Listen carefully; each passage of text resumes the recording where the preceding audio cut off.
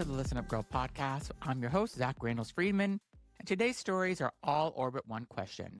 What happens when visibility moves faster than protection? Because queer people are everywhere on screens and sports and culture, and yet rights are being challenged, rolled back, and ignored in real time. From love stories that cross borders to lawmakers drawing new lines to violence erupting in everyday moments, this is where we are right now. So let's get into our first story. Polyamory and the law, seen but not protected. Millions of Americans in consensual, non-monogamous relationships remain legally invisible. Polyamorous people are not federally protected from employment discrimination, housing denial, or exclusion from medical and family decision-making. That means partners can be barred from hospital rooms, denied parental recognition, or fired simply for being honest. New reporting from Uncloseted Media features people in poly relationships alongside legal experts who say stigma, not evidence, drive these policies. While some cities have begun dismantling outdated cohabitation laws, there is still no broad legal recognition for poly families. Visibility without protection remains a risk. And next, heated rivalry, queer joy breaks through. The movement on one of the biggest queer pop culture platform stories of the year. Actor Connor Story, who plays Rosenoff on Heated Rivalry, confirmed that the season 2 is expected to begin filming this summer. With scripts still in progress, the series, adapted from Rachel Reed's novel, premiered in November and quickly became a phenomenon, expanding from Canada's Crave to HBO Max in the United States. At its heart, Heated Rivalry explores secrecy, fear, and what it costs to love openly in a hyper-masculine world. It's not just a romance, it's recognition. And if you missed my interview with Jesse Cordham, check out my other podcast, Everything and Anything and a Bit Gay, because he is the first hockey player that officially came out, and I got an exclusive interview with him on my other podcast, so check it out because he is amazing. Our next story is Pluribus taking time to get it right.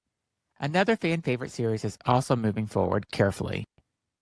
Rhea Seehorn confirmed that the writers' room for Pluribus Season 2 is officially back in session.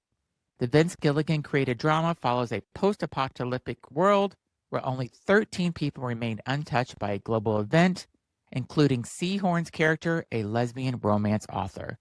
Following her Golden Globes win earlier this month, Seehorn emphasized that the team is prioritizing care over speed.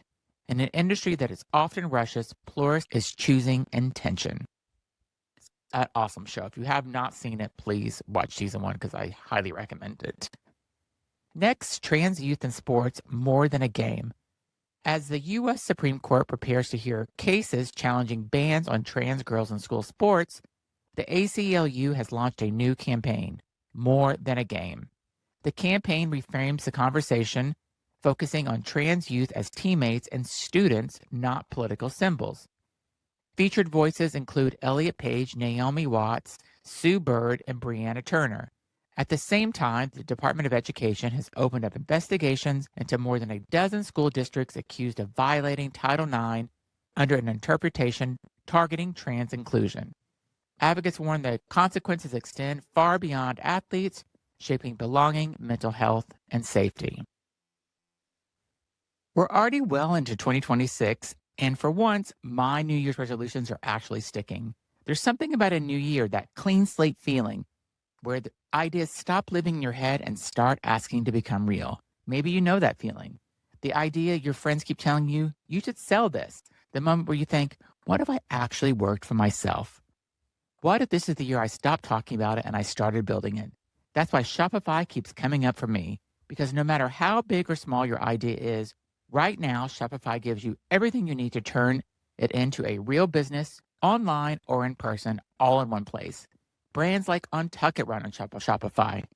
Skims runs on Shopify. But there's one thing, it's not just for the massive brands, it's for you. With beautiful customizable templates and built-in AI that helps write product descriptions and polish photos, Shopify takes care of all the hard parts, even the parts people usually get stuck on. Marketing is built in too. Shopify helps you create email campaigns, social posts, and promotions that reach customers wherever they scroll without needing a separate system or marketing degree. And as your idea grows, Shopify grows with you, handling more orders, expanding into new markets, and managing it all from one simple dashboard. In 2026, stop waiting and start with Shopify. Sign up for your $1 a month per trial and start selling today at shopify.com/listenup. Go to shopify.com/listenup. That's shopify.com/listenup. Hear your first this year with Shopify by your side. Our next story is most conversion therapy in the U.S. is still happening through religious channels. Despite growing awareness of its harms, conversion therapy is still affecting tens of thousands of LGBTQ plus people in the United States, and most of it isn't happening in licensed therapist office. According to new estimates from the Williams Institute, the majority of conversion therapy in the U.S. is administered by religious leaders, spiritual advisors, not mental health professionals. The Institute estimates that around 16,000 LGBTQ plus youth between the ages of 13 and 17 will undergo conversion therapy, a licensed therapist, but that number more than triples when religious settings are included.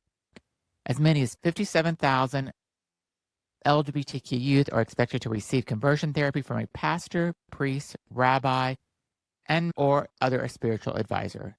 Advocates say this distinction matters because while professional medical associations overwhelmingly condemn conversion therapy as harmful and unethical, religious counseling often falls outside the state licensing laws and bans. That loophole allows the practice to continue even in states where conversion therapy is prohibited for licensed provider. Survivors and experts warn that conversion therapy, regardless of who administrates it, is linked to higher rates of depression, anxiety, substance abuse, and suicide among LGBTQ plus youth. Our next story is Michigan judge resigns after racist and anti-LGBTQ plus recordings. A Michigan judge has resigned after recordings surfaced revealing racist and anti-LGBTQ plus remarks.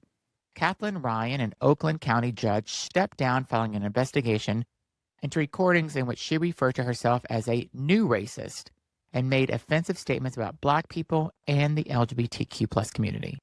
Some remarks reportedly targeted Oakland County Executive Director Dave Coulter, who is openly gay. Ryan had been on paid administration leave for 15 months prior to her resignation. The recordings were provided by Court Administrator Edwin Hutton, who said he endured years of harassment and feared Ryan could not issue fair warnings.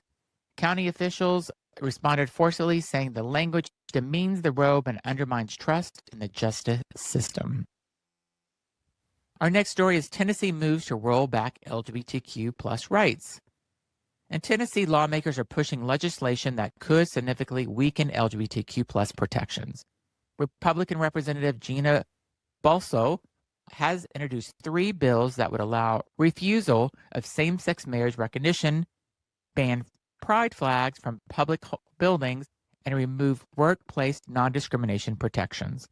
Legal experts say that bill challenges long-settled Supreme Court precedents and could invite constitutional changes. Advocates warn that proposals frame equality as conditional, something that can't be withdrawn. Our next story is Queer Stories Travel Even Under Pressure. In Russia, multiple streaming platforms are facing charges under the country's anti-LGBTQ plus propaganda law. These filings don't name specific titles, but similar cases have targeted queer content in the past. Despite this, Russia audiences continue seeking out queer stories, including heated rivalry. Also in Ireland, writers are examining how dating apps are reshaping queer spaces, trading community gatherings for private digital connections. We've gained in confidence, but may be costing something deeper. People are just stuck online in these apps and are avoiding in-person social. And our last story is anti-LGBTQ plus attack on New York City subway when visibility turns dangerous. We close with a reminder of what visibility can still cost. Police in New York City are searching for a suspect after a queer man was slashed across the face on a subway train in what investigators believe was a hate crime attack. The incident occurred on January 10th after the 28-year-old victim kissed his boyfriend on the train. According to police, the suspect shouted an anti-gay slur, leading to a verbal confrontation that escalated quickly. During the altercation, the attacker slashed the victim across the face, before fleeing. The victim survived and received medical care, but say the emotional aftermath is often just as lasting. Public displays of affection, routine for many, still carry risk for queer couples. Despite progress, violence remains present in everyday spaces on trains, sidewalks, and streets. The NYPD is asking anyone with information to come forward. For many LGBTQ people, the message is painfully clear. Being seen can still be dangerous. These stories may feel different, law, culture, television, and violence, but they are all deeply connected. They show us visibility alone doesn't guarantee safety, that rights can be challenged, and that progress may be protected. That's why we stay informed, and that's why we refuse silence. I'm Zach Randles-Friedman, and this has been Listen Up, Girl. I'll be back later this week with more LGBTQ plus news. Thanks so much for listening.